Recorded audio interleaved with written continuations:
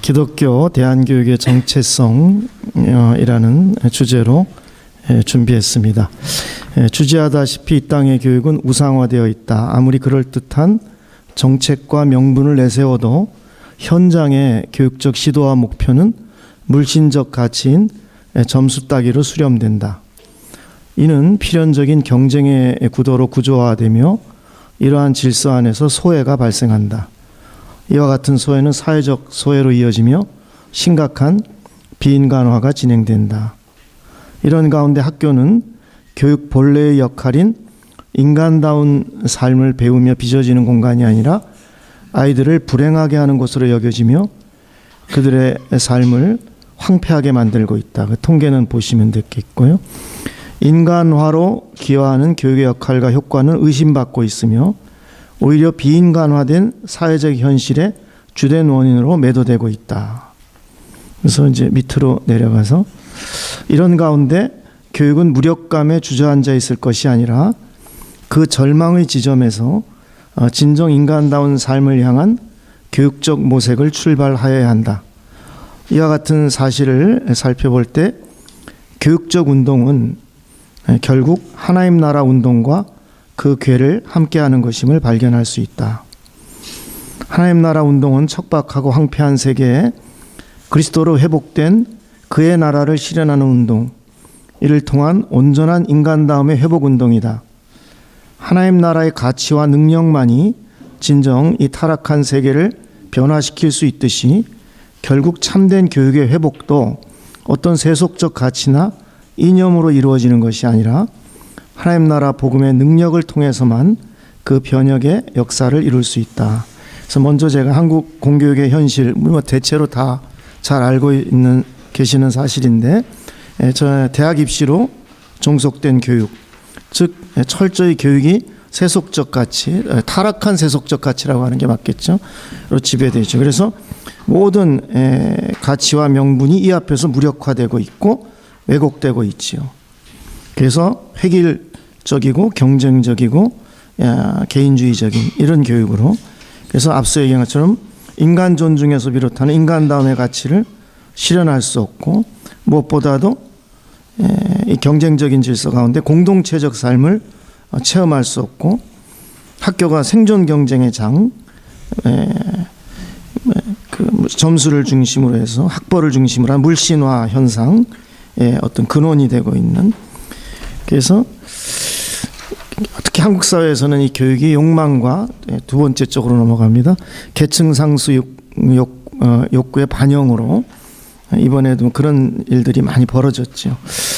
드러났죠. 벌어졌다기보다는. 그래서 이러한 문제점 우리가 다 공유하고 있고 다 알고 있는 사실. 근데 이제 교육 정책이 실패하는 것이죠. 왜냐하면 관료적 교육 정책은 필연적으로 실패를 거듭해 왔어요. 예를 들면 고등학교 평준화 정책이 국가 주도로 그냥 일방적으로 이루어진, 그것은 한국 사회 엄연히 그리고 강력하게 존재하고 있는 선별된 집단을 통해서 수월성 교육을 받겠다라는, 이것이 뭐 건강하다 불건강하다를 떠나서 엄연한 현실이죠. 그 수요를 이겨내지 못하죠. 그 힘을 못 이기죠. 그래서 외국어 고등학교가 생겨났지 않습니까? 그것은 풍선 효과죠. 근데 그건 굉장히 건강하지 못한 변칙적 기형적, 오히려 이전에 어떤 저희 세대가 있었던 입시 교육에 의한 학교 그런 것보다 훨씬 기형적으로 드러나는 결과물이 나타나는 것이죠. 그래서 또 한 가지는 우리가 한국 교육 현실에서 기독교 학교, 소위 말해서 미션 스쿨의 현실이죠. 미션 스쿨의 현실도 획일적 관료주의 교육 정책에서 그 미션을 실행할 수 있는 힘을 방향성을 잃어버리죠. 그래서 종교적 의지를 가지고 학교를 설립하고 교육할 수 있는 자유가 제한되고 있으며, 평준화 정책에 따른 일방적 학교 배정으로 종교적 신앙에 따라 자기 종교에 따른 학교를 선택할 수 있는 자유가 배제되고 있죠. 그래서 종교계 사립학교가 존재할 수 없는 여건이에요. 예전에 설립할 때 기독교 학교였다 정도죠. 현실은 그 교육이 실현될 수 없죠. 설립 기준에서만 사립 학교죠. 뭐 종교계 학교뿐만이 아니라 모든 사립 학교가 그러합니다. 학교 재정을 국가가 지원하고 있는 현실에 국가의 관리 감독하에 있는 환경에서 사립학교의 설립의 정신에 따른 교육과정의 자율적 편성은 불가능합니다. 따라서 사립학교 고유의 교육적 가치와 방향을 실현할 수 있는 현실은 존재하기 어렵죠. 그래서 공교육에 속한 기독교 학교, 우리 예전에 현재도 물론 진행되지만 전통적인 미션 스쿨은 시간, 그 성경 시간이라든가 체프를 학생들에게 이렇게 요구할 수 없어요. 일방적으로. 미션 스쿨로서의 사명이 거의 고사화됐다는 것이 현실입니다. 이런 가운데 기독교 대안학교의 정체성에 대해서 생각해 보겠습니다. 그야말로 거기에 대한 대안으로서 이제 기독교 대안학교들이 많이 생겨났죠. 근데 먼저 기독교 대안학교 이전에 대안교육, 그죠? 기독교의 방향성이 아닌 뿐만 아니라 모든 여러 방향성의 대안교육은 공교육의 한계적 현실을 인식하고 극복하려는 이런 시도에서 생겨나기 시작했죠. 대안교육 내지 대안학교, 즉 그 한국의 공교육 체제가 지니는 한계와 극복을 위한 시도죠. 그런 가운데 이제 기독교, 그 중에서 대안학교 중에서 기독교 세계관을 교육의 대안으로 제시하며 등장하는 것이 기독교 대안학교죠. 대안교육과 대안학교를 조금 구분해서 생각하시면 좋겠습니다. 저는 이제 기독교 대안교육 안에 이제 대안학교가 있을 수 있다고 보죠. 그래서 3쪽으로 가면 기독교 대안학교의 기독교적 대안성의 특징을 이제 보면은 이제 인간적인 긍정, 인간적인 부정, 그리고 신적인 재긍정이라는 용어를 보는데, 근대 이제 자유주의에서는 이제 인간적 긍정이죠. 인간에 대한 무한 신뢰. 그래서 존 듀의 진보주의, 근대성이죠. 그러나 이런 교육은 인간을 지나치게 낙관적으로서 썸머힐 스쿨 같은 것이죠. 인간에 대한 무한 신뢰, 스스로 자율적으로 잘할 수 있다. 근대의식이죠. 그런데 초점을 맞춰서 인간의 죄성을 이해하지 못한 한계가 드러나죠. 이러한 대안교육은 진정한 대안이 되지 못한 채 하나님 없는 교육이라는 그 한계의 가치죠. 그래서 기독교 대안교육의 가능성을 하나님 안에서의 재긍정에서 찾고 있는 것입니다. 그래서 결국 기독교 대안학교가 추구하는 대안성은 제3의 대안으로서의 하나님의 대안을 추구하는 것이고, 하나님의 계시에 의한 통전적인 인간과 세계에 대한 이해로 나아갈 수 있는 것이죠. 그래서 또 이 대안은 세상과 분리된 대안을 의미하는 것이 아니며 세상과 대화하며 각 시대나 상황에 적합한 하나님의 대안을 찾는 노력을 요청하는 것입니다. 이런 가운데 대안학교의 정체성으로서 이제 근대교육의 한계를 모더니즘 비판하고 포스트 모더니즘, 우리 시대잖아요. 포스트 모더니즘의 복음을 이야기한 그랜츠 밑으로 내려가면 에서 이제 우리가 교육으로 적용해 볼 수 있습니다.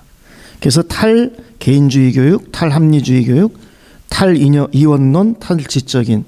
그래서 탈개인주의적 교육은 공동체를 강조하며 근대주의의 개인주의적 편향적 이해로부터 교육의 모습을 회복하는 관계의 중요성, 이제 기독교 대안 교육의 이제 방향성일 수 있죠. 그래서 사람들을 신앙 공동체 안에 초대하고 참여하여 공동체적 삶을 누리게 하는, 또 탈합리주의 교육은 이성과 합리성의 강조로 인한 과학주의 오류를 넘어서 감성과 상상, 신비적인 면의 중요성을 회복하고자 하고, 탈이원론적 교육은 근대주의가 정신과 물질로 이원화시킨 그 부분을 영혼과 육체로 나누는 것에 대하여 성경적 인간 이해인 통전적 이해를 회복하는, 또 탈지적인 교육은 지식의 축적만이 아닌 지혜의 획득과 관련되며 모든 삶이 신앙적 삶으로 변형되는 것을, 이런 것을 이제 기독교 대안 학교 내지 교육의 방향성, 가치적 방향성으로 얘기할 수 있습니다. 이게 모든 것이란 말은 아니지만 이것을 하나의 예로 제시할 수 있는데, 문제는 세 번째 4쪽으로 가면 이렇게 이제 진행되고 있는 기독교 대안 학교의 어떤 한계, 비판이라고 했지만 한계라고 하는 게 더 맞는 것 같습니다. 선한 의도로 비롯하지만 어떤 한계에 갇히게 되는 그 현장의 모습을 보면은 일반 대안학교 진영의 비판은 그냥 읽어보시면 되겠고, 그 다음에 그 밑에 패러그래프에 보면 기독교적 세계관의 대안성에 대한 비판과 함께 기독교 대안학교 자체의 현장에 대한 비판이 있을 수 있는데, 이 땅의 교육을 변혁하기 위한 예수운동으로서의 대안적 실천은 기독교 대안학교로 현실화할 수 있다는 기대가 있지요. 현재도 현재형으로 존재하지요. 또 실천을 모색하고 몸부림치고 있지요. 그러나 그 기독교 대안학교의 그 현장의 그 괴리감, 그 우리의 지향성과 그 이상과 현장의 괴리감이 존재하죠. 먼저 지적할 수 있는 현실이 기독교 대안학교 역시 입시를 위한 또 하나의 선별 집단이 될 수 있다는 것이죠. 이는 많은 기독교 대안학교가 국제학교의 형태를 취하는 것에서 의심을 받게 된다. 국제학교의 형태를 취하는 기독교 대안학교가 다 이렇게 왜곡된 모습이다, 이렇게 지적하는 건 아닙니다. 그런 의심의 소지가 생겨나는 것이죠. 이중 언어 교육이 가지는 교육적 가치를 떠나 이러한 학교를 지원하는 학부모들의 동기가 문제인 것이죠. 기독교적 대안 가치를 따라 그걸 지원했다기보다는 조기 영어 교육에 대한 욕구에 있다면은, 나아가 학교가 또 학생 확보와 유인을 위하여서 국제학교가 효과적 방향이라 여긴다면, 기독교적 방향성은 그 능력을 잃고 표적 명분에만 그치는 가치 전도 현상이 일어날 수 있는 것이죠. 그럴 때 기독교 대안학교는 입시 위주 교육의 또 다른 형태라는 비판을 받게 되며, 모양은 있지만은 그 교육 내용과 가치 지향의 세속화를 면하기 어렵게 될 것입니다. 기독교 대안학교가 입시 위주의 기존 교육으로 이끌려가는 것이 아니라 이에 대한 대안을 제시하는 것은 기독교 대안학교의 정체성, 그 본질과 관련된 굉장히 중요한 문제이죠. 인류 대학에 들어가기 위한 엘리트 교육을 위해 기독교 대안학교를 선택한다면 기독교 대안학교의 대안성은 의심받을 수밖에 없고, 대안학교에 대안이 없다는 씁쓸한 자조에 빠지게 될 것입니다. 이는 무엇보다 학교 구성원들, 교사, 학부모, 학생의 대안적 가치의 공유라는 그 근본이 흔들리는 문제.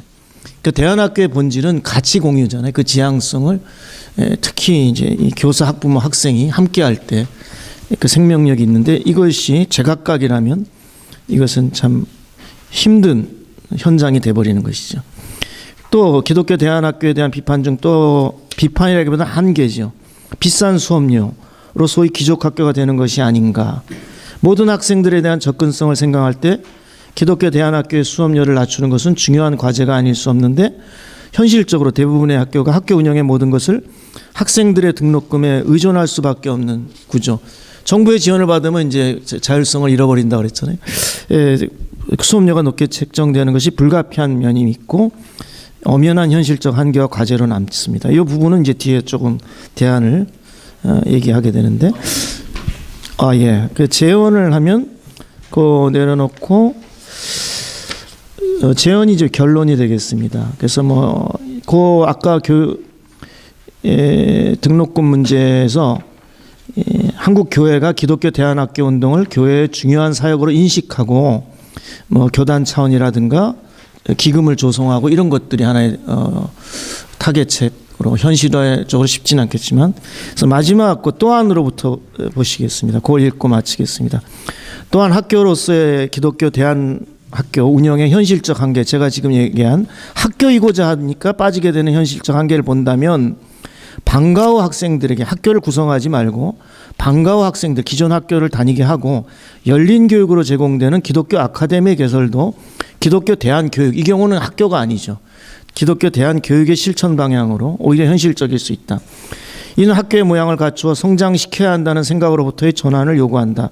그 스쿨링에서 언스쿨링으로의 발상의 전환도 대안성에서 중요한 방향으로 대두될 수 있다. 예수운동이 급진적이듯이 기독교 대안교육도 결국 급진적일 때 그 본질로 나아갈 수 있다. 학교라는 틀은 다분히 공적일 수밖에 없는 측면이 있으며, 그로 인해 많은 앞서 지적한 것 같은 한계와 대안적 가치의 변질이 발생할 수 있다. 기독교 대안교육은 공동체적 소수를 통해 이루어질 수밖에 없음을 보게 된다.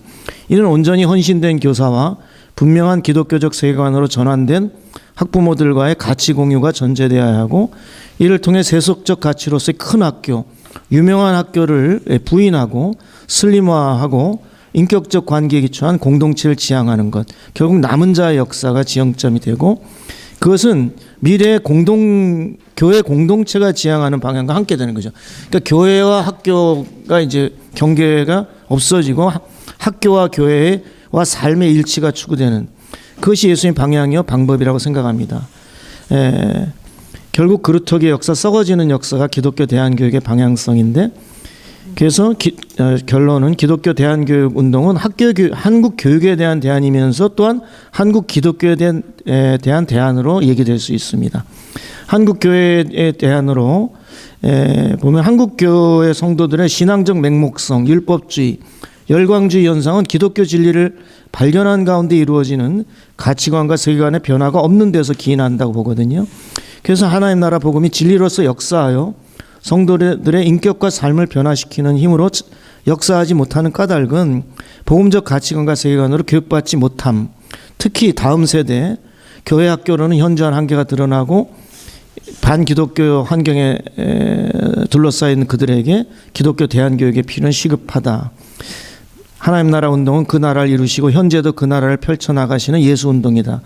따라서 교육의 변혁 운동은 예수운동이라는 견고하고 온전한 터 위에서 전개되며 실현될 수 있음을 발견합니다. 예수운동으로서의 교육 변혁 운동은 삶을 근본적으로 변화시키는 운동이다. 세계관의 전복과 변혁을 통해서만이 참된 변화가 일어난다. 그리고 모든 세계관과 가치의 근원은 하나님 나라의 왕이 되신 예수 그리스도로부터. 그래야 할 때 예수운동으로서의 기독교 교육운동은 이 땅의 대안적 가치와 실천이 될 수 있겠다. 이상입니다.